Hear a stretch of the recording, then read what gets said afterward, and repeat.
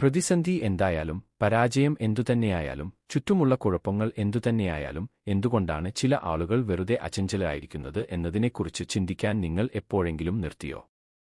ഈ ആളുകൾ എഴുന്നേറ്റു, ക്രമീകരിക്കുകയും തുടരുകയും ചെയ്യുന്നു. തുടർന്ന് ശക്തരും ഉത്സാഹികളും പദ്ധതികൾ നിറഞ്ഞവരുമായി ആരംഭിക്കുന്ന ബുദ്ധിമാനും കഴിവുള്ളവരുമായ മറ്റ് ആളുകളുണ്ട്. തുടർന്ന് ഏതാനും ആഴ്ചകൾക്കുശേഷം അവർ അപ്രത്യക്ഷമാകുന്നു. അപ്രത്യക്ഷമാകുന്നു. ഒന്നും സംഭവിക്കാത്തതുപോലെ അവർ ഒന്നാം ചതുരത്തിലേക്ക് മടങ്ങുന്നു. ഇങ്ങനെയൊരാളെ അറിയുമോ? അതോ നിങ്ങൾ എപ്പോഴെങ്കിലും ആ വ്യക്തിയായിരുന്നോ? ശാസ്ത്രത്തിന് ഒരു ഉത്തരമുണ്ട്. ലണ്ടൻ യൂണിവേഴ്സിറ്റി കോളേജ് പ്രസിദ്ധീകരിച്ച ഒരു പഠനം വെളിപ്പെടുത്തി, ഒരു പുതിയ പെരുമാറ്റം സ്വയമേവ മാറുന്നതിന് ശരാശരി 66 ദിവസമെടുക്കും. 21 ദിവസമല്ല, ജനപ്രിയ മിത്ത് പറയുന്നതുപോലെ 66 ദിവസം. 2 ആഴ്ച പൂർത്തിയാക്കുന്നതിന് മുമ്പ് മിക്ക ആളുകളും ഉപേക്ഷിക്കുന്നു. എന്നാൽ വസ്തുത അവശേഷിക്കുന്നു. പ്രശ്നം അച്ചടക്കത്തിന്റെ അഭാവമല്ല. എന്തുകൊണ്ടാണ് അവർ ഉപേക്ഷിക്കുന്നതെന്ന് മിക്ക ആളുകൾക്കും പോലും അറിയില്ല എന്നതാണ് വസ്തുത. ഓരോ ശ്രമവും അട്ടിമറിക്കുന്ന എന്തോ ഉള്ളിൽ ഉള്ളതുപോലെ ആളുകൾ ഉപേക്ഷിക്കുന്നു. ജാപ്പനീസ് ഇതിനെ ഒരു മൂലപ്രശ്നം എന്ന് വിളിച്ചു. നിങ്ങൾക്ക് ഒരു ശീല പ്രശ്നമില്ല, നിങ്ങൾക്ക് ഒരു ഐഡന്റിറ്റി പ്രശ്നമുണ്ട്. നിങ്ങൾക്ക് അച്ചടക്കം ഇല്ലാത്തതിനാൽ നിങ്ങൾ പൊരുത്തക്കേടില്ലാതെ പ്രവർത്തിക്കില്ല. നിങ്ങൾ ആരാണെന്ന് ഇതുവരെ തീരുമാനിച്ചിട്ടില്ലാത്തതിനാൽ നിങ്ങൾ പൊരുത്തക്കേടായി പ്രവർത്തിക്കുന്നു. ന്യൂറോ സയൻസിന് വാക്കുകൾ ലഭിക്കുന്നതിന് നൂറ്റാണ്ടുകൾക്ക് മുമ്പ് 1600-ൽ വളരെ പ്രശസ്തനായ ഒരു സമുറായി ഇത് മനസ്സിലാക്കി. 1612-ൽ ഒരു മനുഷ്യൻ തന്റെ ജീവിതത്തിലെ ഏറ്റവും പ്രധാനപ്പെട്ട ദ്വന്ദ്വയുദ്ധത്തിന് മണിക്കൂറുകൾ വൈകിയെത്തി. ജപ്പാനിലെ ഏറ്റവും ഭയപ്പെട്ട വാളെടുക്കുന്നയാളായിരുന്നു അദ്ദേഹത്തിന്റെ എതിരാളി. ജനക്കൂട്ടം ദ്വീപിൽ കാത്തുനിന്നു. പിരിമുറുക്കം വായുവിൽ തൂങ്ങിക്കിടന്നു. ആ മനുഷ്യൻ അവനെ അവിടെ കൊണ്ടുവന്ന ബോട്ടിൽ നിന്ന് കൊത്തിയെടുത്ത ഒരു തുഴയുമായി വൈകിയെത്തി. നിമിഷങ്ങൾക്കകം യുദ്ധം അവസാനിച്ചു. ആ മനുഷ്യൻ മിയാമോട്ടോ മുസാഷിയായിരുന്നു. മുസാഷി തന്റെ ജീവിതത്തിൽ ഒരിക്കലും ഒരു ദ്വന്ദ്വയുദ്ധവും തോറ്റിട്ടില്ല. 0 തോൽവികൾ. ഇന്നും കുറച്ചുപേർക്ക് മനസ്സിലാകുന്ന ഒരു കാര്യം മനസ്സിലാക്കിയതുകൊണ്ടാണ് അത് സംഭവിച്ചത്. സ്ഥിരത എന്നത് പ്രചോദനത്തെയോ അച്ചടക്കത്തെയോ ഇച്ഛാശക്തിയെയോ കുറിച്ചല്ല. ആരും കാണാത്തപ്പോൾ നിങ്ങൾ ആരാകും എന്നതാണ് സ്ഥിരത. ഈ പ്രക്രിയയുടെ ഏറ്റവും പ്രയാസമേറിയ ഭാഗമാണിത്. കരഘോഷം ഇല്ലാത്തപ്പോൾ, അഭിനന്ദനങ്ങൾ ഇല്ലാത്തപ്പോൾ ചെയ്യേണ്ടത് ചെയ്യുക. പലപ്പോഴും നിലനിൽക്കുന്നത് നിങ്ങളുടെ ചുറ്റുമുള്ള ആളുകളിൽ നിന്നുള്ള വിമർശനവും നിങ്ങളുടെ സ്വന്തം ആന്തരിക സംശയങ്ങളും മാത്രമാണ്. എന്നാൽ ഇന്നത്തെ വീഡിയോയിൽ ഞാൻ നിങ്ങളെ പഠിപ്പിക്കാൻ പോകുന്നത് നിങ്ങളുടെ മനസ്സിന്റെ എല്ലാ പഴയ സംവിധാനങ്ങളെയും തകർക്കും. അടുത്ത ഏതാനും മിനിറ്റുകൾക്കുള്ളിൽ ലൂക്ക് എന്ന അമേരിക്കക്കാരൻ ഇത് എങ്ങനെ കഠിനമായ രീതിയിൽ കണ്ടെത്തിയെന്നും ആ കണ്ടെത്തൽ അവന്റെ ജീവിതത്തിന്റെ പാതയെ എങ്ങനെ പൂർണ്ണമായും മാറ്റിമറിച്ചുവെന്നും ഞാൻ നിങ്ങളെ കാണിക്കാൻ പോകുന്നു. മാക്സിമസ് എന്ന ഒരു ഉപദേഷ്ടാവ് ലൂക്ക് ഹാർപ്പറിനെ പഠിപ്പിച്ചത് അതാണ്. അത് മികച്ചതാക്കാൻ ആവശ്യമായതെല്ലാം ഉള്ള, എന്നാൽ അത് അറിയാതെ സ്വന്തം ജീവിതം അട്ടിമറിക്കാൻ വർഷങ്ങളോളം ചെലവഴിച്ച ഒരു മനുഷ്യൻ. ഈ കഥ തുടരുന്നതിനു മുമ്പ് എനിക്ക് നിങ്ങളോട് ഒരു കാര്യം ചോദിക്കണം.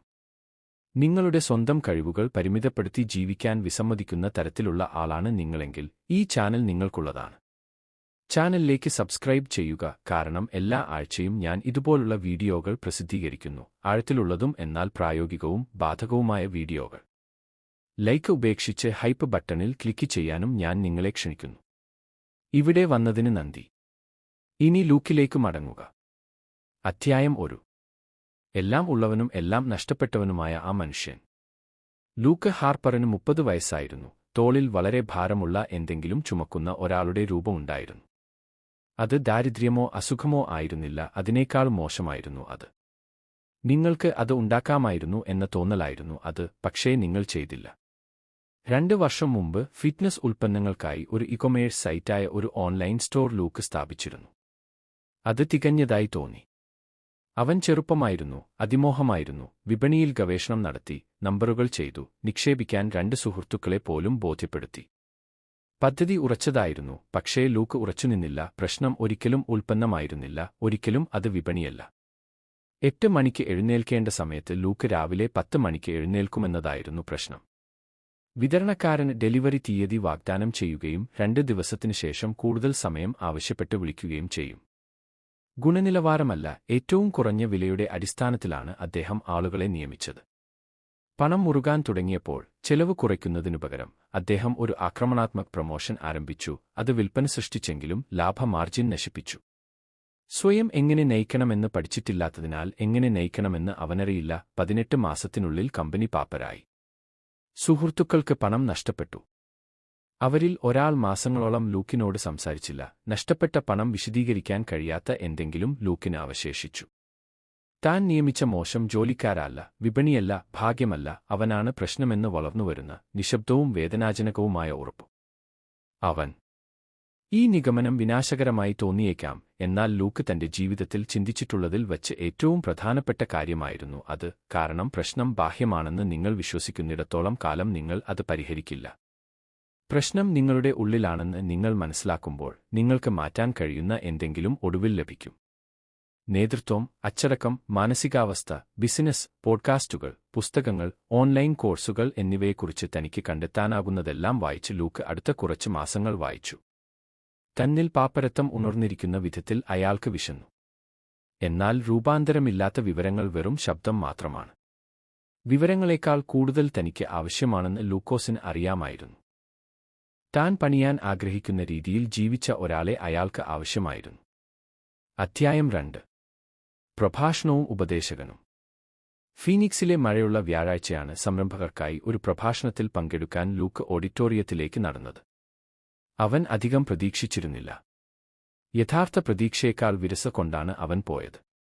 മുമ്പ് എളുപ്പമുള്ള വാഗ്ദാനങ്ങളാൽ കബളിപ്പിക്കപ്പെട്ട ഒരാളുടെ സാധാരണ സംശയത്തോടെ അവൻ കുറഞ്ഞ പ്രവേശന ഫീസ് നൽകി പുറകിൽ ഇരുന്നു, കൈകൾ മുറിച്ചുകിടന്നു. സ്പീക്കർ സ്റ്റേജിൽ കയറി. മാക്സിമസ് റീഡിന് 52 വയസ്സായിരുന്നു. നരച്ച മുടി പിന്നിലേക്ക് ചീകുകയും മറ്റുള്ളവർ എന്താണ് ചിന്തിക്കുന്നതെന്ന് ശ്രദ്ധിക്കാത്ത ഒരാളുടെ ഭാവവും അഹങ്കാരത്തോടെയല്ല. മറ്റുള്ളവരുടെ അംഗീകാരം ഒരു ചെറിയ വിശദാംശമായി മാറിയതിനാൽ തന്നോട് തന്നെ സമാധാനമുള്ള ഒരാളിൽ. സ്ഥിതിവിവരക്കണക്കുകളിൽ നിന്നല്ല അദ്ദേഹം തുടങ്ങിയത്. സ്വന്തം വിജയഗാഥയിൽ നിന്നല്ല അദ്ദേഹം തുടങ്ങിയത്. ഒരു ചോദ്യത്തോടെ തുടങ്ങി. നിങ്ങളിൽ എത്രപേർ ജീവിതത്തിൽ എന്തെങ്കിലും മാറ്റാൻ ശ്രമിച്ചു പരാജയപ്പെട്ടു? പകുതി പ്രേക്ഷകരും കൈ ഉയർത്തി. ബാക്കി പകുതി കള്ളം പറയുകയായിരുന്നു. നിങ്ങളിൽ എത്ര പേർ ഒരേ കാര്യത്തിൽ ഒന്നിലധികം തവണ പരാജയപ്പെട്ടു? കുറച്ച് കൈകൾ. എന്നാൽ ലൂക്കോസ് അവനെ ഉയർത്തി. നിങ്ങളിൽ എത്രപേർ സത്യസന്ധമായി വിശ്വസിക്കുന്നു നിങ്ങൾ വീണ്ടും ശ്രമിക്കുമെന്നും അതേ രീതിയിൽ പരാജയപ്പെടുമെന്നും? നിശബ്ദത. ആരും എഴുന്നേറ്റില്ല. എന്നാൽ ആ ചോദ്യത്തിന്റെ ഭാരം ഒരു പഞ്ച് പോലെ ലൂക്കിന് നെഞ്ചിൽ തോന്നി. ഈ നിശബ്ദതയാണ് എനിക്ക് താൽപ്പര്യമുള്ളതെന്ന് മാക്സിമസ് പറഞ്ഞു. 17-ാം നൂറ്റാണ്ടിൽ ജീവിച്ചിരുന്ന ഒരു ജാപ്പനീസ് സമുറായിയെക്കുറിച്ച് അദ്ദേഹം സംസാരിക്കാൻ തുടങ്ങി. യോദ്ധാക്കളുടെ കുടുംബത്തിൽ ജനിച്ച, 7-ാമത്തെ വയസ്സിൽ പിതാവിനെ നഷ്ടപ്പെട്ട, 16 വയസ്സിൽ സെക്കിഗഹാര യുദ്ധത്തെ അതിജീവിച്ച, തന്റെ ജീവിതകാലം മുഴുവൻ വാളിന്റെ കലയെ മാത്രമല്ല ഉദ്ദേശ്യത്തോടെ ജീവിക്കുന്ന കലയും പരിപൂർണമാക്കാൻ ചെലവഴിച്ചു. മിയാമോട്ടോ മുസാഷി. ലൂക്കോസ് ഈ പേര് മുമ്പ് കേട്ടിട്ടില്ല. എന്നാൽ മാക്സിമസ് സംസാരിച്ചതുപോലെ പുസ്തകങ്ങൾ ഒരിക്കലും ലഭിക്കാത്ത വിധത്തിൽ അവന്റെ ഉള്ളിലെ എന്തോ അർത്ഥമാക്കാൻ തുടങ്ങി. ഔപചാരിക സ്കൂൾ വിദ്യാഭ്യാസമോ സ്ഥിരമായ മാസ്റ്ററോ ഇല്ലാതെ മികച്ച വാളെടുക്കുന്നവരെ വെല്ലുവിളിച്ച് ജപ്പാനിലുടനീളം മുസാഷി തന്റെ ജീവിതകാലം മുഴുവൻ സഞ്ചരിച്ചതായി മാക്സിമസ് വിശദീകരിച്ചു. അവൻ ഒരിക്കലും തോറ്റിട്ടില്ല. 61 ഡ്യുവലുകൾ, 0 തോൽവികൾ. എന്നാൽ ഏറ്റവും ശ്രദ്ധേയമായ കാര്യം വിജയങ്ങളുടെ എണ്ണമായിരുന്നില്ല. വാളെടുക്കൽ, പെയിന്റിംഗ്, കാലിഗ്രാഫി, ശില്പം, തത്വചിന്ത എന്നിവയിലും മുസാഷി ഇതേ തത്വം ഉപയോഗിച്ചുവെന്നത് വസ്തുതയാണ്. അവനെ സംബന്ധിച്ചിടത്തോളം യോദ്ധാവും മനുഷ്യനും തമ്മിൽ വേർപിരിയൽ ഉണ്ടായിരുന്നില്ല. പരിശീലനം അദ്ദേഹം ചെയ്ത ഒന്നല്ല, അത് അവൻ എന്തായിരുന്നു. മുസാഷി എന്റെ ജീവിതത്തെ മാറ്റിമറിച്ച ഒരു വാചകം എഴുതി, മാക്സിമസ് പറഞ്ഞു, സ്റ്റേജിന്റെ മധ്യത്തിൽ നിർത്തി. നിങ്ങളുടെ യുദ്ധനിലപാട് നിങ്ങളുടെ ദൈനംദിന നിലപാടാക്കി മാറ്റുക. അവൻ ആ വാചകം വായുവിൽ തൂങ്ങിക്കിടക്കാൻ അനുവദിച്ചു. പ്രായോഗികമായി ഇത് എന്താണ് അർത്ഥമാക്കുന്നത്? അതിനർത്ഥം പരിശീലിപ്പിക്കുന്ന ഒരു ലൂക്കോസും ജീവിക്കുന്ന ഒരു ലൂക്കോസും ഇല്ല എന്നാണ്. എല്ലാ ദിവസവും പരിശീലിച്ചതിന്റെ രൂപഭാവം രൂപപ്പെടുത്തിയ ലൂക്കോസ് മാത്രമേയുള്ളൂ. നീ ആകാൻ ആഗ്രഹിക്കുന്ന ആളല്ല നിങ്ങൾ പരിശീലിക്കുന്നത് നിങ്ങളാണ്. അത് തന്റെ നട്ടെല്ലിലൂടെ ഒഴുകുന്നതായി ലൂക്കിന് തോന്നി. കാരണം വേദനിപ്പിക്കുന്ന വിധത്തിൽ അത് സത്യമായിരുന്നു. ഒരു മികച്ച സംരംഭകനാകാൻ അദ്ദേഹം 2 വർഷം ചെലവഴിച്ചു. എന്നാൽ പ്രായോഗികമായി അവൻ പൊരുത്തക്കേട് പരിശീലിച്ചു. കാര്യങ്ങൾ ദുഷ്കരമാകുമ്പോൾ അവൻ വഴങ്ങുന്നത് പരിശീലിച്ചു. ആവശ്യത്തേക്കാൾ ആശ്വാസം തിരഞ്ഞെടുക്കുന്നത് അദ്ദേഹം പരിശീലിച്ചു. അവൻ പരിശീലിച്ച എല്ലാറ്റിന്റെയും ആകെത്തുകയാണ് ഫലം. ഒരുപക്ഷേ ഇന്ന് ആ ഓഡിറ്റോറിയത്തിൽ ലൂക്കോസിന് തോന്നിയതായി നിങ്ങൾക്ക് തോന്നുന്നു. നഷ്ടപ്പെട്ടു, പലതവണ ശ്രമിച്ചു പരാജയപ്പെട്ടതിനാൽ നിങ്ങളുടെ വിരലുകളിൽ പോലും അവ എണ്ണാൻ കഴിയില്ല. എന്നാൽ ലൈഫ് ഗെയിം ഒരു മാരത്തൺ ആണെന്ന് അറിയുക. 100 മീറ്റർ സ്പ്രിന്റ് അല്ല ഒരു മാരത്തണിൽ. ഞങ്ങൾ ത്വരിതപ്പെടുത്തുന്നു, ഞങ്ങൾ ക്ഷീണിതരാകുന്നു, ഞങ്ങൾ നടക്കുന്നു, ഓടുന്നു, ഞങ്ങൾ കയറുന്നു, വിശ്രമിക്കുന്നു. എന്നാൽ നിർത്താത്തവർ മാത്രമാണ് അവസാനം എത്തുന്നത്. പ്രഭാഷണത്തിനൊടുവിൽ മാക്സിമസ് അവസാനം സ്പർശിച്ച ബിസിനസ് സ്ട്രാറ്റജി വിഭാഗത്തെക്കുറിച്ച് ചർച്ച ചെയ്യാൻ മിക്ക ആളുകളും പോകുമ്പോൾ ലൂക്ക് ഇരുന്നു, കാത്തിരുന്നു, ചിന്തിച്ചു. ഓഡിറ്റോറിയം ഏതാണ്ട് ശൂന്യമായിരുന്നപ്പോൾ അവൻ എഴുന്നേറ്റു സ്റ്റേജിലേക്ക് പോയി. മിസ്റ്റർ റീഡ്, താൻ പ്രതീക്ഷിക്കാത്ത ഒരു നേർരേഖയോടെ ലൂക്ക് പറഞ്ഞു. ഞാൻ ഒരു കമ്പനിയെ പാപ്പരാക്കി, എനിക്ക് സുഹൃത്തുക്കളുടെ പണം നഷ്ടപ്പെട്ടു, എന്റെ ജീവിതത്തിലെ 30 വർഷത്തേക്കാൾ കഴിഞ്ഞ 40 മിനിറ്റിനുള്ളിൽ മുസാഷിയെക്കുറിച്ച് ഞാൻ കൂടുതൽ കേട്ടിട്ടുണ്ട്.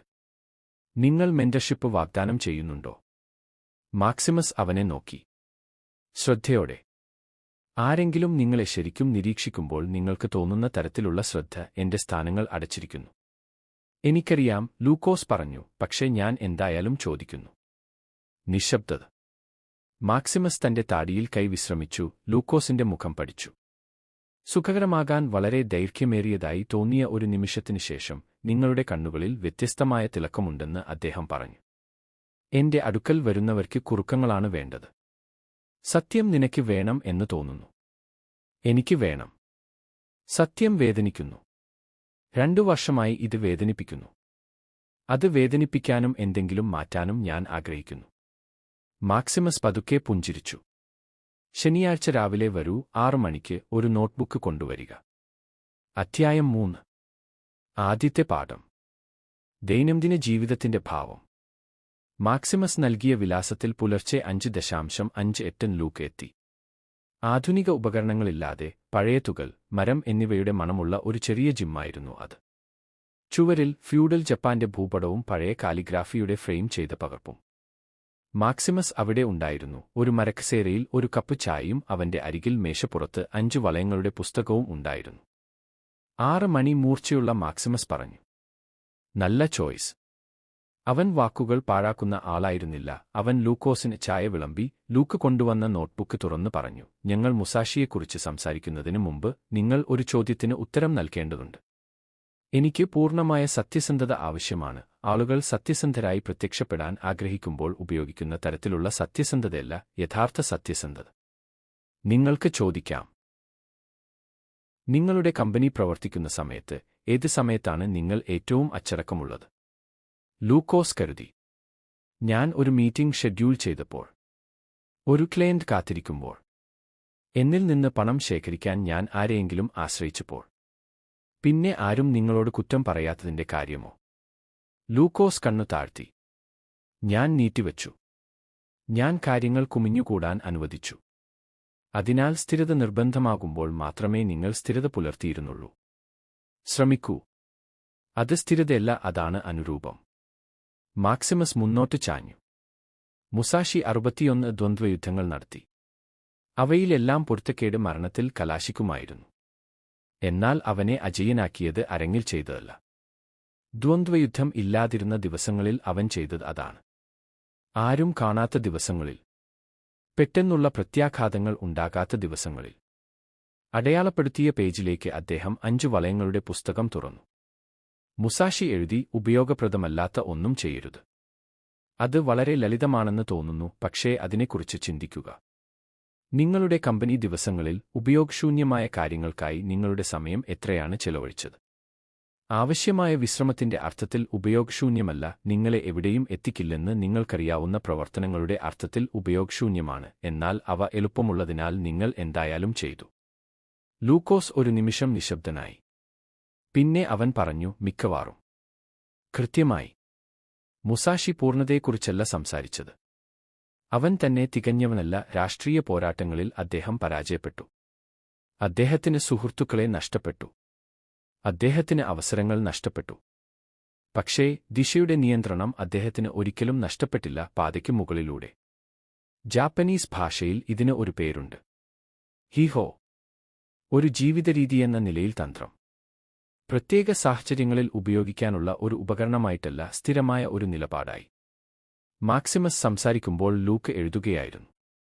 നിങ്ങളുടെ പ്രശ്നം, ലൂക്ക്, കഴിവുകളുടെ അഭാവം ആയിരുന്നില്ല. അത് അവസരങ്ങളുടെ കുറവല്ല. നിങ്ങളുടെ 2 പതിപ്പുകൾ ഉണ്ടായിരുന്നു. നല്ല നാളുകളിലെ ലൂക്കോസ്, നിങ്ങൾ ആവേശഭരിതരായപ്പോൾ, കമ്പനി വളരുമ്പോൾ. പ്രതിസന്ധി ഉണ്ടായ ദുഷ്കരമായ ദിവസങ്ങളിലെ ലൂക്കോസ്, നിങ്ങൾക്ക് ഉപേക്ഷിക്കാൻ തോന്നിയപ്പോൾ. ഈ രണ്ടു ലൂക്കുകൾ തികച്ചും വ്യത്യസ്തരായ ആളുകളായിരുന്നു. അതാണ് മാറാൻ പോകുന്നത്. ഒരു സമയം ഒരു കാര്യം. ഇപ്പോൾ ഇവിടെ ഒരു കാര്യം പറയാൻ ഞാൻ ആഗ്രഹിക്കുന്നു. നമ്മുടെ ജീവിതത്തിലെ പല ഘട്ടങ്ങളിലും ഈ രണ്ട് പതിപ്പുകൾ നമ്മുടെ ഉള്ളിലുണ്ട്. ലോകത്തെ കീഴടക്കാൻ ആഗ്രഹിക്കുന്ന ആവേശഭരിതവും പ്രചോദിതവുമായ പതിപ്പും ഓരോ മിനിറ്റും ഉപേക്ഷിക്കാൻ ആഗ്രഹിക്കുന്ന പതിപ്പും. ഗെയിം മാറ്റുന്നത് എല്ലായ്പ്പോഴും ദിവസത്തിൽ 24 മണിക്കൂറും പ്രചോദിതരായിരിക്കില്ല, കാരണം ഒരു മനുഷ്യൻ എല്ലാ ദിവസവും പ്രചോദിതരായിരിക്കുക അസാധ്യമാണ്.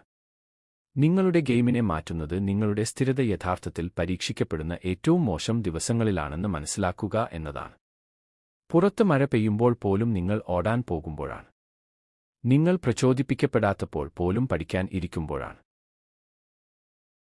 ഒന്നും ചെയ്യാതെ ദിവസം ചിലവഴിക്കാൻ നിങ്ങളുടെ ശരീരം നിങ്ങളോട് നിലവിളിക്കുമ്പോൾ പോലും നിങ്ങൾ ചെയ്യേണ്ടത് ചെയ്യുമ്പോഴാണ്. ഈ നിമിഷത്തിലാണ് ആധുനിക യോദ്ധാക്കൾ പരീക്ഷിക്കപ്പെടുന്നത്. ഇവിടെയാണ് രണ്ടാമത്തെ പാഠം വരുന്നത്. അധ്യായം 4. ഫുഡോഷിൻ. അചഞ്ചലമായ മനസ്സ്. തുടർന്നുള്ള ആഴ്ചകളിൽ ലൂക്കും മാക്സിമസും എല്ലാ ആഴ്ചയും കണ്ടുമുട്ടി. മാക്സിമസ് പഠിപ്പിച്ചത് ലൂക്ക് മുമ്പ് ചെയ്തിട്ടുള്ള ഏതൊരു ബിസിനസ് പരിശീലനത്തിൽ നിന്നും വ്യത്യസ്തമായിരുന്നു. രണ്ടാമത്തെ സെഷനിൽ ബോർഡിൽ എഴുതിയ ഒരു വാക്കുമായി മാക്സിമസ് എത്തി. ഫുഡോഷിൻ. സ്ഥാവര മനസ്സ്. മാക്സിമസ് വിവർത്തനം ചെയ്തു. ഫുഡോ എന്നാൽ അചഞ്ചലത എന്നാണ്. ഷിൻ എന്നാൽ മനസ്സ്. എല്ലാറ്റിന്റെയും അടിത്തറയായി സമുറായികൾ നട്ടുവളർത്തിയ ഒരു ആശയമാണിത്. ബാഹ്യ സാഹചര്യങ്ങളാൽ ചലിക്കാത്ത മനസ്സ്. ഇത് എങ്ങനെ വികസിപ്പിക്കാം? മുഷാഷി മുഷിൻ എന്ന് വിളിച്ച കാര്യത്തിലൂടെ. ഒരു ശൂന്യ മനസ്സ്. എന്നാൽ ചിന്തിക്കാത്ത അർത്ഥത്തിലല്ല, ചിന്തകളോട് പറ്റി നിൽക്കാത്ത അർത്ഥത്തിൽ. ഭയം പരിഭ്രാന്തി പരത്താതെ കടന്നുപോകട്ടെ. അശ്രദ്ധയായി മാറാതെ ആനന്ദം കടന്നുപോകാൻ അനുവദിക്കുക. പക്ഷാഘാതമായി മാറാതെ സംശയം കടന്നുപോകട്ടെ. കമ്പനിയിലെ തന്റെ സമയത്തെക്കുറിച്ച് ലൂക്ക് പ്രതിഫലിപ്പിച്ചു. കാര്യങ്ങൾ നന്നായി നടക്കുമ്പോൾ അവൻ ആഹ്ലാദഭരിതനായി, അവൻ ആവശ്യമുള്ളതിലും കൂടുതൽ ചെലവഴിച്ചു. കാര്യങ്ങൾ മോശമായി നടക്കുമ്പോൾ അയാൾ പരിഭ്രാന്തനായി തെറ്റായ തീരുമാനങ്ങൾ എടുത്തു. സാഹചര്യങ്ങളുടെ അടിമയായിരുന്നു അദ്ദേഹം. ഒരു ക്യാപ്റ്റനല്ല, സ്വന്തം വൈകാരികാവസ്ഥയുടെ ഇര. മുസാഷി ഫുഡോഷിൻ വികസിപ്പിച്ചെടുത്തത് ധ്യാനത്തിലൂടെയല്ല, ഇന്നത്തെ ആളുകൾ അതിനെക്കുറിച്ച് ചിന്തിക്കുന്ന രീതിയിലല്ല. മാക്സിമസ് തുടർന്നു. എന്നാൽ പ്രതികൂല സാഹചര്യങ്ങളുമായി ബോധപൂർവം തുറന്നുകാട്ടുന്നതിലൂടെ. മികച്ച എതിരാളികളെ അദ്ദേഹം തേടിയെത്തി. അവൻ നല്ലവനാണെന്ന് കാണിക്കരുത്. പക്ഷേ മനസ്സ് എവിടെയാണ് തകർന്നതെന്ന് പരിശോധിക്കാൻ. വിള്ളലുകൾ കണ്ടെത്താനും ആ പോയിന്റുകൾ കൃത്യമായി ശക്തിപ്പെടുത്താനും. അതുകൊണ്ട് എനിക്ക് ബുദ്ധിമുട്ടുകൾ അന്വേഷിക്കണമെന്ന് നിങ്ങൾ പറയുന്നു. അതിൽ നിന്ന് ഓടിപ്പോകുന്നത് നിർത്തണമെന്ന് ഞാൻ പറയുന്നു. ഒരു വ്യത്യാസമുണ്ട്. ലക്ഷ്യമില്ലാതെ ബുദ്ധിമുട്ട് തേടുന്നത് മാസോക്കിസമാണ്. നിങ്ങൾ നിർമ്മിക്കാൻ ആഗ്രഹിക്കുന്നതിലേക്കുള്ള പാതയിൽ ദൃശ്യമാകുന്ന ബുദ്ധിമുട്ട് നേരിടുന്നു. വ്യതിചലിക്കാതെ. നിങ്ങളുടെ കാവൽ താഴ്ത്താതെ. ഗതി മാറ്റാതെ. അതാണ് ഫുഡോഷിൻ. മാക്സിമസ് ഒരു ഷെൽഫിൽ പോയി ഒരു പുസ്തകവുമായി മടങ്ങി. അത് ഡോഗോഡോ ആയിരുന്നു. ഏകാന്തതയുടെ വഴി. മരിക്കുന്നതിന് 7 ദിവസം മുമ്പ് മുസാഷി എഴുതിയത്. 61 വയസ്സിൽ. ഒരു ഗുഹയിൽ ഒറ്റയ്ക്ക്. ഒരുപക്ഷേ കാൻസർ മൂലമാകാം. മരിക്കുന്നതിന് 7 ദിവസം മുമ്പ് മാക്സിമസ് പറഞ്ഞു. നിങ്ങൾക്ക് സങ്കൽപ്പിക്കാൻ കഴിയുന്ന ഏറ്റവും തീവ്രമായ ജീവിതം നയിച്ച ഒരു മനുഷ്യൻ. ഒരു ഗുഹയിൽ ഒറ്റയ്ക്ക് ഇരുന്നു 21 പ്രമാണങ്ങൾ എഴുതി. അവന്റെ ജീവിതത്തെ നയിച്ച കോഡ്. ആ പ്രമാണങ്ങളിൽ ഒരാൾ പറയുന്നു, ഒരിക്കലും പാതയിൽ നിന്ന് വ്യതിചലിക്കരുത്. അവൻ പുസ്തകം ലൂക്കോസിന്റെ മേശപ്പുറത്തു വച്ചു. അമൂർത്തമായ ആത്മീയ അർത്ഥത്തിൽ വഴിയല്ല, ദൈനംദിന പരിശീലനമെന്ന നിലയിൽ വഴി. ദൈനംദിന പ്രവർത്തനം. പ്രതിദിന തിരഞ്ഞെടുപ്പ്. വഴി ഒരു ലക്ഷ്യസ്ഥാനമല്ല. എല്ലാവരും ഉണരുന്നതിന് മുമ്പ് ഇന്ന് രാവിലെ നിങ്ങൾ ചെയ്യുന്നത് ഇതാണ്. നിങ്ങൾ ക്ഷീണിതനായിരിക്കുമ്പോൾ, ആരും നോക്കാത്തപ്പോൾ നിങ്ങൾ ചെയ്യുന്നത് അതാണ്. എളുപ്പമുള്ള ഓപ്ഷൻ നിങ്ങളുടെ മുന്നിൽ ആയിരിക്കുമ്പോൾ നിങ്ങൾ തിരഞ്ഞെടുക്കുന്നത് ഇതാണ്. മാക്സിമസ് ലൂക്കിനെ പഠിപ്പിച്ചത് കണ്ടുപിടുത്തമല്ല, ആധുനിക ശാസ്ത്രം പതിറ്റാണ്ടുകളായി തെളിയിക്കാൻ ശ്രമിച്ചതിനൊപ്പം നൂറ്റാണ്ടുകളുടെ ജ്ഞാനത്തിന്റെ ഒത്തുചേരലായിരുന്നു അത്. സൈക്കോളജിസ്റ്റ് ജെയിംസ് ക്ലിയർ തന്റെ ആറ്റോമിക് ഹാബിറ്റ്സ് എന്ന പുസ്തകത്തിൽ എഴുതി, നിങ്ങൾ എടുക്കുന്ന ഓരോ നടപടിയും നിങ്ങൾ ആകാൻ ആഗ്രഹിക്കുന്ന തരത്തിലുള്ള വ്യക്തിക്കുള്ള വോട്ടാണ്. മുസാഷി ദൈനംദിന പരിശീലനത്തെ ഐഡന്റിറ്റി ബിൽഡിംഗ് എന്ന് വിളിച്ചത് ഇതാണ്. മസ്തിഷ്കത്തിലെ ഓട്ടോമാറ്റിക് സർക്യൂട്ടുകളുടെ രൂപീകരണം അസ്വസ്ഥതയുടെ സാഹചര്യങ്ങളിൽ ആവർത്തനത്തെ ആശ്രയിച്ചിരിക്കുന്നുവെന്ന് സ്റ്റാൻഫോർഡ് സർവകലാശാലയിലെ ന്യൂറോ സയന്റിസ്റ്റ് ആൻഡ്രൂ ഹുബർമാൻ വിശദീകരിക്കുന്നു. മറ്റൊരു വിധത്തിൽ പറഞ്ഞാൽ, നിങ്ങളുടെ മനസ്സ് തകർക്കാൻ ആഗ്രഹിക്കുന്ന സാഹചര്യങ്ങളിൽ പരിശീലിപ്പിക്കുമ്പോൾ മാത്രമേ അത് അചഞ്ചലമായിരിക്കാൻ പഠിക്കൂ. വിക്ടർ ഫ്രാങ്ക് ഹോളോകോസ്റ്റ് അതിജീവിച്ചയാളും ലോഗോതെറാപ്പിയുടെ സ്ഥാപകനുമായ മുസാഷിയുടെ തത്വചിന്തയിൽ ആഴത്തിൽ പ്രതിധ്വനിക്കുന്ന ചിലത് എഴുതി. ഉത്തേജനത്തിനും പ്രതികരണത്തിനും ഇടയിൽ ഒരു ഇടമുണ്ട്. ആ സ്ഥലത്ത് നമ്മുടെ പ്രതികരണം തിരഞ്ഞെടുക്കാനുള്ള ശക്തിയുണ്ട്. നമ്മുടെ പ്രതികരണത്തിൽ നമ്മുടെ വളർച്ചയും സ്വാതന്ത്ര്യവുമുണ്ട്. മുസാഷി ഈ ബഹിരാകാശ ചലനത്തെ വിളിക്കുകയും മുസാഷി തന്നെ 5 വളയങ്ങളുടെ പുസ്തകത്തിൽ എഴുതുകയും ചെയ്തു. നിങ്ങൾക്ക് വാളുകൊണ്ട് യുദ്ധങ്ങളിൽ വിജയിക്കാം, പക്ഷേ സ്വയം പ്രാവീണ്യം നേടിയയാൾക്ക് മാത്രമേ യുദ്ധത്തിൽ വിജയിക്കാൻ കഴിയൂ. അത് എതിരാളിയെക്കുറിച്ചല്ല, ഒരിക്കലും അത് എതിരാളിയെക്കുറിച്ചല്ല, ഇത് എപ്പോഴും നിങ്ങളെക്കുറിച്ചാണ്. 5-ാം അധ്യായം ലൂക്കോസ് തകർത്ത ദിവസം. എല്ലാം നന്നായി നടന്നു. ലൂക്ക് മാക്സിമസിന്റെ പഠിപ്പിക്കലുകൾ പ്രായോഗികമാക്കാൻ തുടങ്ങിയിരുന്നു. അവൻ നേരത്തെ ഉണർന്നു. അദ്ദേഹം വായിച്ചു. അദ്ദേഹം എഴുതി. കൂടുതൽ ശ്രദ്ധയോടെ, കൂടുതൽ ഘടനയോടെ അദ്ദേഹം ഇത്തവണ ഒരു പുതിയ ബിസിനസ് കെട്ടിപ്പടുക്കുകയായിരുന്നു. എന്നാൽ ഒക്ടോബർ മാസമാണ് വന്നത്. അദ്ദേഹം ശ്രദ്ധാപൂർവം തിരഞ്ഞെടുത്ത ഒരു വിതരണക്കാരൻ ഒരു വലിയ ഓർഡർ വൈകിപ്പിച്ചു. ക്ലയന്റ് കരാർ റദ്ദാക്കി. ലൂക്കോസിന് ഒരാഴ്ചയ്ക്കുള്ളിൽ $4000 നഷ്ടമായി. പാപ്പരത്വത്തിന്റെ അതേ വികാരം പിന്നോട്ട് പോകാൻ തുടങ്ങി. ആമാശയത്തിലെ കനത്ത വയർ, വൃത്താകൃതിയിലുള്ള ചിന്ത, അത് തെറ്റായി പോകുമെന്ന് നിങ്ങൾക്കറിയാമെന്ന് പറഞ്ഞ ശബ്ദം. ആ ആഴ്ച മാക്സിമസുമായുള്ള തന്റെ പ്രതിവാര മീറ്റിംഗിൽ ലൂക്ക് പങ്കെടുത്തില്ല, അസുഖമാണെന്ന് പറഞ്ഞ് സന്ദേശമയച്ചു. അതേ ദിവസം തന്നെ മാക്സിമസ് വിളിച്ചു. നീ രോഗിയല്ല. ലൂക്കോസ് നിശബ്ദനായി. എന്താ സംഭവിച്ചത്?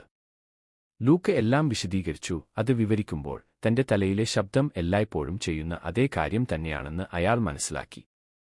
തിരിച്ചടിയെ ഒരു ദുരന്തമാക്കി മാറ്റുന്നു. ഒരു തെറ്റ് അയാൾക്ക് കഴിവില്ല എന്നതിന്റെ തെളിവായി മാറ്റുന്നു. ലൂക്കോസ്, മാക്സിമസ് പറഞ്ഞു. സെക്കിഗഹാര യുദ്ധത്തിനു ശേഷം മുസാഷി എന്തു ചെയ്തു എന്നറിയാമോ? അവൻ തോൽവിയുടെ പക്ഷത്തായിരുന്നു. ടൊയോട്ടോമി ടോകുഗാവയോട് പരാജയപ്പെട്ടു. ഒരേ ഭാഗത്ത് പോരാടിയ പല സമുറായികളും ബഹുമാനത്തിനായി വധിക്കപ്പെടുകയോ ആത്മഹത്യ ചെയ്യുകയോ ചെയ്തു. മുസാഷിക്ക് 16 വയസ്സായിരുന്നു. അവനും അതേ വഴി തിരഞ്ഞെടുക്കാമായിരുന്നു. പക്ഷേ അദ്ദേഹം തിരഞ്ഞെടുത്തില്ല. ഇല്ല, അവൻ വഴി തിരഞ്ഞെടുത്തു. തോൽവിയെ തന്റെ ഐഡന്റിറ്റിയായി അദ്ദേഹം പിന്തിരിപ്പിക്കുകയും അത് പരിശീലനമാണെന്ന് തീരുമാനിക്കുകയും ചെയ്തു. ഓരോ പരാജയവും വിവരങ്ങളായിരുന്നു. ആ പിൻവാങ്ങൽ ഉപേക്ഷിച്ചില്ല, അത് പുനഃസംഘടിപ്പിക്കുകയായിരുന്നു.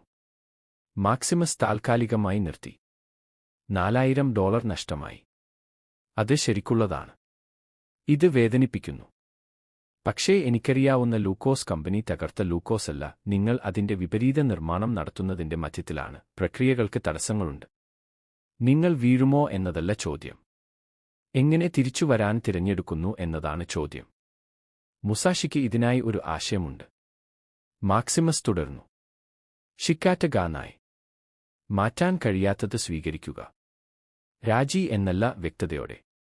ഈ ആഴ്ച സംഭവിച്ചത് നിങ്ങൾക്ക് പഴയപടിയാക്കാനാവില്ല. നാളെ രാവിലെ എന്തു ചെയ്യണമെന്ന് തീരുമാനിക്കാം. എല്ലാ ദിവസവും ആവർത്തിക്കുന്ന ആ തിരഞ്ഞെടുപ്പാണ് നിങ്ങളെ അപകടകരമാം വിധം സ്ഥിരതയുള്ളതാക്കുന്നത്. അടുത്ത ആഴ്ച ലൂക്ക് മീറ്റിംഗിലേക്ക് പോയി. അവന്റെ നോട്ട്ബുക്കിനൊപ്പം അവന്റെ ചോദ്യങ്ങൾ. സ്ഥിര തിരിച്ചടികളുടെ അഭാവമല്ലെന്ന് മനസ്സിലാക്കിയ ഒരാളുടെ ദൃഢനിശ്ചയത്തോടെ. നിങ്ങൾ തിരികെ കയറുന്ന വേഗതയാണിത്. 6-ാം അധ്യായം. ഇച്ചിനൻ. ഒരു സമ്പൂർണ്ണ ഉദ്ദേശ്യത്തിന്റെ ശക്തി.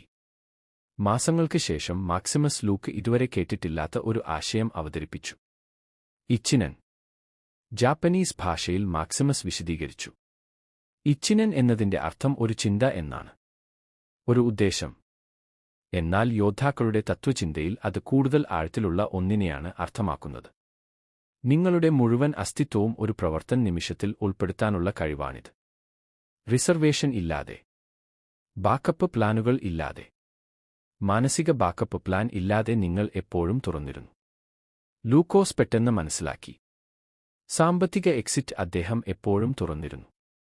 തെറ്റ് സംഭവിച്ചാൽ എനിക്ക് ജോലി കിട്ടും. അത് പ്രവർത്തിക്കുന്നില്ലെങ്കിൽ ഞാൻ പ്ലാൻ ബിയിൽ ഉറച്ചുനിൽക്കുന്നു. പ്ലാൻ എ ഒരിക്കലും അതിന്റെ പൂർണ്ണ സ്വാധീനം ചെലുത്താത്തതിന്റെ കാരണം അതായിരുന്നു.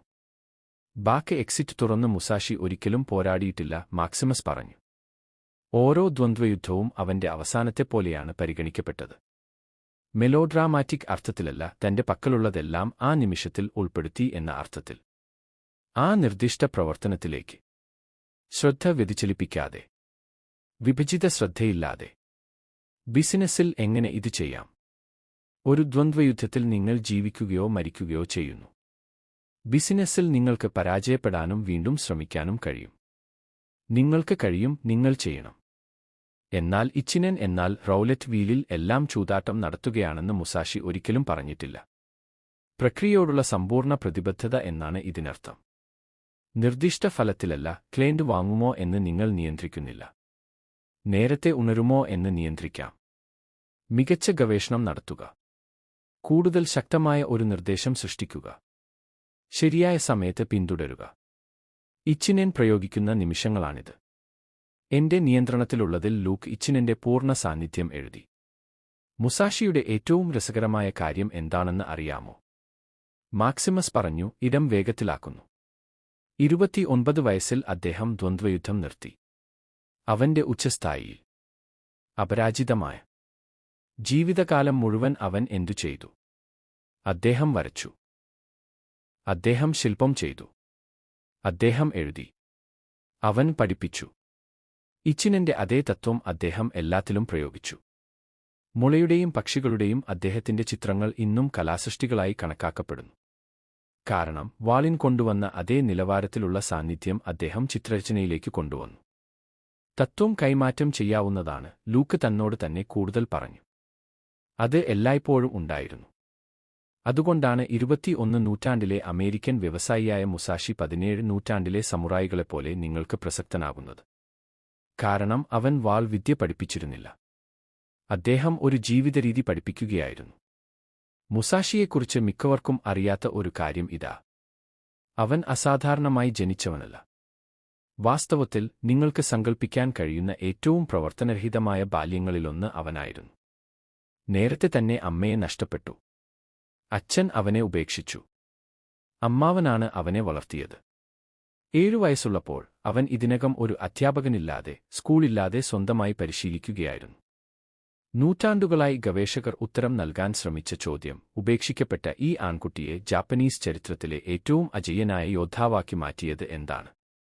അദ്ദേഹത്തിന്റെ രചനകളിൽ, അദ്ദേഹത്തിന്റെ കത്തുകളിൽ, ഗോറിൻ നോ ഷോയിൽ, ഡോഗോഡോയിൽ പ്രത്യക്ഷപ്പെടുന്ന ഉത്തരം എല്ലായ്പ്പോഴും സമാനമാണ്. അത് കഴിവായിരുന്നില്ല, അത് ശരിയായ യജമാനനെയോ ശരിയായ തത്വചിന്തയോ കണ്ടെത്തുന്നില്ല, ഒരിക്കലും അവസാനിപ്പിക്കരുതെന്ന തീരുമാനമായിരുന്നു അത്. ഒരിക്കൽ ഉണ്ടാക്കി അവസാനം വരെ എല്ലാ ദിവസവും പുതുക്കി. ക്യാൻസർ ബാധിച്ച് ഒരു ഗുഹയിൽ മരിക്കുന്നതിന് 7 ദിവസം മുമ്പ് ആദത്ത് എഴുതുന്നു, ഈ മനുഷ്യൻ തന്റെ ജീവിതത്തിലെ എല്ലാ ദിവസവും നിർവചിക്കുന്ന സ്ഥിരത പരിശീലിച്ചുകൊണ്ടിരുന്നു. ഡോഗോഡോയുടെ 21-ാമത്തെയും അവസാനത്തെയും വാചകം എന്താണെന്ന് അദ്ദേഹം എഴുതിയ അവസാന വാചകം എന്താണെന്ന് നിങ്ങൾക്കറിയാമോ? ഒരിക്കലും പാതയിൽ നിന്ന് വ്യതിചലിക്കരുത്. വഴിയാണ്. മുസാഷിയുടെ വഴിയല്ല തന്റെ വഴി. അധ്യായം 7. ആ വ്യാഴാഴ്ച ഫീനിക്സിൽ വെച്ച് ലൂക്ക് ആരായി? മാക്സിമസിനെ കണ്ടുമുട്ടിയ അതേ ഓഡിറ്റോറിയത്തിൽ ലൂക്ക് ഹാർപ്പർ ഇരുന്നു. ഇത്തവണ അദ്ദേഹം വേദിയിലായിരുന്നു. പാപ്പരത്തത്തിനു ശേഷം അദ്ദേഹം നിർമ്മിച്ച പുതിയ ബിസിനസ് സ്ഥിരമായും വളരുകയും വഴിത്തിരിവിനെക്കുറിച്ച് സംസാരിക്കാൻ അദ്ദേഹത്തെ ക്ഷണിക്കുകയും ചെയ്തതിനാൽ മാക്സിമസ് സദസ്സിലുണ്ടായിരുന്നു, അതേ ശ്രദ്ധയോടെയുള്ള തന്റെ സാധാരണ ചായയുമായി. 1 വർഷം മുമ്പ് മാക്സിമസ് ചോദിച്ച അതേ ചോദ്യത്തോടെയാണ് ലൂക്ക് ആരംഭിച്ചത്. നിങ്ങളിൽ എത്രപേർ ജീവിതത്തിൽ എന്തെങ്കിലും മാറ്റാൻ ശ്രമിച്ചു പരാജയപ്പെട്ടു? കൈകൾ ഉയരുന്നത് കണ്ടപ്പോൾ ലൂക്കോസ് താൻ പഠിച്ച എല്ലാ കാര്യങ്ങളെക്കുറിച്ചും ചിന്തിച്ചു. ആ അപകടകരമായ സ്ഥിരത ഒരിക്കലും വീഴാത്തതിനെക്കുറിച്ചല്ല. വീഴുന്നതിനും എഴുന്നേൽക്കുന്നതിനും ഇടയിലുള്ള സ്ഥലത്ത് നിങ്ങൾ കെട്ടിപ്പടുക്കുന്ന ഐഡന്റിറ്റിയെക്കുറിച്ചാണ് ഇത്. അചഞ്ചലമായ മനസ്സായ ഫോഡോഷിൻ നിങ്ങളുടെ കൈവശമുള്ള ഒന്നല്ല, നിങ്ങൾ ആരായിത്തീരുന്നത് വരെ നിങ്ങൾ ഒരു ദിവസം പരിശീലിക്കുന്ന കാര്യമാണിത്. ഇച്ചിനൻ സമ്പൂർണ്ണ ഉദ്ദേശം പ്ലാൻ ബി ഇല്ലാതാക്കുക എന്നതല്ല, അത് പ്രാധാന്യമുള്ളപ്പോൾ നിങ്ങളുടെ സാന്നിധ്യം വിഭജിക്കാതിരിക്കുക എന്നതാണ്. ജോജേഹ് ഒരു മാർഗമെന്ന നിലയിൽ തന്ത്രം പ്രതിസന്ധികളിൽ നിങ്ങൾ ഉപയോഗിക്കുന്ന ഒരു ഉപകരണമല്ല. എല്ലാ തീരുമാനങ്ങളിലും, എല്ലാ ദിവസവും രാവിലെ, ആരും കാണാത്ത എല്ലാ ചെറിയ തിരഞ്ഞെടുപ്പുകളിലും നിങ്ങൾ നിലനിർത്തുന്ന ഭാവമാണിത്. ഇതെല്ലാം 400 വർഷങ്ങൾക്ക് മുമ്പ് ഒരു സമുറായി എഴുതിയതാണ്. അദ്ദേഹം ഒരിക്കലും ഒരു ദ്വന്ദ്വയുദ്ധവും തോറ്റിട്ടില്ല, കാരണം ഒരു ദിവസം പോലും പാഴാകാൻ അനുവദിച്ചില്ല. ലൂക്കോസ് മുസാഷിയായി മാറിയിരുന്നില്ല. മുസാഷി ഒരിക്കലും പോയിന്റ് ആയിരുന്നില്ല. കാര്യം എപ്പോഴും ഒരുപോലെയായിരുന്നു. പ്രേരണയല്ല, ഉദ്ദേശ്യത്തിൽ നിന്ന് പ്രവർത്തിക്കുന്ന സ്വയം പതിപ്പാകാൻ. അത് കെട്ടിപ്പടുക്കുന്നത് ഉല്ലാസത്തിൽ നിന്നല്ല, ശീലം കൊണ്ടാണ്. അത് മുന്നോട്ട് നീങ്ങുന്നു പ്രചോദനത്തിൽ നിന്നല്ല, മറിച്ച് സ്വത്വത്തിന് പുറത്താണ്. അത് അപകടകരമായ സ്ഥിരതയാണ്. ഇനിയൊരിക്കലും പാതയിൽ നിന്ന് വ്യതിചലിക്കരുതെന്ന് ഒരിക്കൽ കൂടി തീരുമാനിക്കുന്ന ആർക്കും ഇത് ലഭ്യമാണ്. ഈ വീഡിയോയിൽ നമ്മൾ കണ്ട കാര്യങ്ങൾ നമുക്ക് വീണ്ടും പകർത്താം. ലൂക്ക് ഹാർപ്പർ ഒരു സംരംഭകനായിരുന്നു. അദ്ദേഹത്തിന് എല്ലാം ഉണ്ടായിരുന്നു: ബുദ്ധി, അഭിലാഷം, അവസരം. പക്ഷേ സാധ്യതകളെ ഫലങ്ങളാക്കി മാറ്റുന്ന ഒരു കാര്യം അദ്ദേഹത്തിന് ഇല്ലായിരുന്നു: യഥാർത്ഥ സ്ഥിരത. എളുപ്പമുള്ള ദിവസങ്ങളുടെ സ്ഥിരതയല്ല, ആരും കാണാത്തതും പുറത്തേക്കുള്ള എളുപ്പവഴിയും നിങ്ങളുടെ മുന്നിൽ തന്നെയായിരിക്കുമ്പോൾ ബുദ്ധിമുട്ടുള്ള ദിവസങ്ങളുടെ സ്ഥിരത. തന്റെ ഉപദേഷ്ടാവായ മാക്സിമസിലൂടെയാണ് മിയാമോട്ടോ മുസാഷിയുടെ തത്വചിന്തയെക്കുറിച്ച് ലൂക്ക് പഠിച്ചത്. ഒരിക്കലും ഒരു ദ്വന്ദ്വയുദ്ധവും തോറ്റിട്ടില്ലാത്ത മനുഷ്യൻ അവൻ ഏറ്റവും കഴിവുള്ളവനായതുകൊണ്ടല്ല, മറിച്ച് അവൻ ഒരിക്കലും യോദ്ധാവിനെ മനുഷ്യനിൽ നിന്ന് വേർപെടുത്തിയിട്ടില്ല. അചഞ്ചലമായ മനസ്സായ ഫുഡോഷിൻ നിങ്ങൾ കണ്ടെത്തുന്ന ഒരു അവസ്ഥയല്ലെന്ന് ഞങ്ങൾ മനസ്സിലാക്കി. നിങ്ങൾ നിർമ്മിക്കുന്നതും താഴെ വീഴുന്നതും പുനർനിർമ്മിക്കുന്നതും താഴേക്ക് വീഴുന്നതും നിങ്ങൾ ആരാണെന്നതിന്റെ ഭാഗമാകുന്നതുവരെ വീണ്ടും പുനർനിർമ്മിക്കുന്നതുമായ ഒരു കാര്യമാണിത്. ഇച്ഛിനൻ, സമ്പൂർണ്ണ ഉദ്ദേശം, അത് പ്രവർത്തിക്കുമെന്ന് പ്രതീക്ഷിക്കുന്ന എന്തെങ്കിലും ചെയ്യുന്ന ഒരാളും എന്തെങ്കിലും ചെയ്യുന്ന ഒരാളും തമ്മിലുള്ള വ്യത്യാസമാണ്, കാരണം അവർ എന്തു വന്നാലും അത് ചെയ്യുമെന്ന് അവർ തീരുമാനിച്ചു. മുസാഷിയുടെ ഹെയ്ഹോ, ഒരു ജീവിതരീതി എന്ന നിലയിൽ തന്ത്രം. ചില ആളുകൾ എന്തിനാണ് അചഞ്ചലാകുന്നത്, മറ്റുള്ളവർ അല്ലാത്തത് എന്ന പഴയ ചോദ്യത്തിനുള്ള ഉത്തരമാണ്. അത് ഭാഗ്യമല്ല, അത് ജനിതകശാസ്ത്രമല്ല, ഇത് കുമിഞ്ഞുകൂടിയ പരിശീലനമാണ്, അദൃശ്യവും നിശബ്ദവുമാണ്, അനുദിനം. മുസാഷിയുടെ മരണത്തിന് 7 ദിവസം മുമ്പ് എഴുതിയ അവസാന ഗ്രന്ഥമായ ഡോഗോഡോ നമ്മൾ ഇവിടെ കണ്ടതെല്ലാം സംഗ്രഹിക്കാൻ കഴിയുന്ന അതേ വാചകത്തോടെ അവസാനിക്കുന്നു: ഒരിക്കലും പാതയിൽ നിന്ന് വ്യതിചലിക്കരുത്. നിന്റെ വഴി. ആരും കാണാത്ത തിരഞ്ഞെടുപ്പുകൾ ഉപയോഗിച്ച് നിങ്ങൾ എല്ലാ ദിവസവും രാവിലെ നിർമ്മിക്കുന്നത്. അതാണ് നിങ്ങളെ അപകടകരമാം വിധം സ്ഥിരതയുള്ളവനാക്കുന്നത്. ഈ ആശയങ്ങൾ നിങ്ങളുടെ ജീവിതത്തിൽ പ്രയോഗിക്കുക. നിങ്ങളുടെ വ്യക്തിജീവിതം, പ്രൊഫഷണൽ ജീവിതം, പഠനം, പരിശീലനം എന്നിവയാണെങ്കിലും അത് പ്രശ്നമല്ല, ഇത് ഏത് മേഖലയിലും പ്രയോഗിക്കുക. നിങ്ങൾ വ്യത്യാസം കാണുകയും നിങ്ങൾ അപകടകരമാം വിധം സ്ഥിരത കൈവരിക്കുകയും ചെയ്യും. എത്ര സമയമെടുത്താലും ഏത് ലക്ഷ്യവും നേടാൻ നിങ്ങൾക്ക് കഴിയുമെന്നതിനാൽ നിങ്ങൾ സ്ഥിരമായി ഉറച്ചുനിൽക്കും. പ്രചോദനം അപ്രത്യക്ഷമാകുമ്പോൾ പരാജയപ്പെടാൻ മടുത്ത നിങ്ങൾക്കുള്ളതാണ് ഈ വീഡിയോ. ആരെങ്കിലും കാണുമ്പോൾ മാത്രം പ്രചോദിതരായ നിങ്ങൾക്കായി. ഈ ചക്രം തകർക്കാൻ സമയമായി. ഈ വീഡിയോ നിങ്ങളെ ഏതെങ്കിലും വിധത്തിൽ സഹായിക്കുകയാണെങ്കിൽ ചാനൽ സബ്സ്ക്രൈബ് ചെയ്ത് അറിയിപ്പുകൾ ഓണാക്കുക. ഈ ഉള്ളടക്കം നിങ്ങൾക്കും ആവശ്യമുള്ള കൂടുതൽ ആളുകൾക്കും തുടർന്നും നൽകാൻ ഇത് എന്നെ സഹായിക്കുന്നു. എന്നാൽ ഇവിടെ നിർത്തരുത്. നിങ്ങളുടെ സ്ക്രീനിൽ ദൃശ്യമാകുന്ന വീഡിയോയിൽ ക്ലിക്കു ചെയ്ത് ഈ പഠനയാത്ര തുടരുക. അടുത്ത വീഡിയോ വരെ ഈ ഉള്ളടക്കത്തെക്കുറിച്ച് നിങ്ങൾ ചിന്തിച്ചതിന് താഴെ കമന്റ് ചെയ്യുക. ഓർക്കുക, ഒരിക്കലും പാതയിൽ നിന്ന് വ്യതിചലിക്കരുത്.